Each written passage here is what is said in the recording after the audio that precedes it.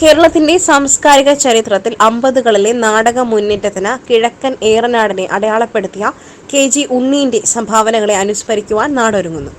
വെള്ളിയാഴ്ച വൈകിട്ട് 6-ന് ചുങ്കത്തറയിലാണ് അനുസ്മരണ സമ്മേളനം നടക്കുകയെന്ന് സംഘാടകർ വാർത്താസമ്മേളനത്തിൽ അറിയിച്ചു.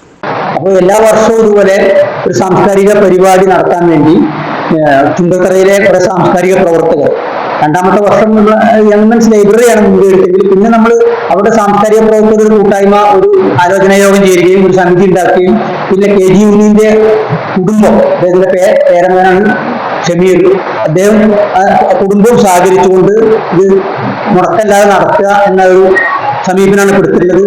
അത് ഇതുവരെ മുടങ്ങാതെ പോയിട്ടുണ്ട്. ഈ തവണ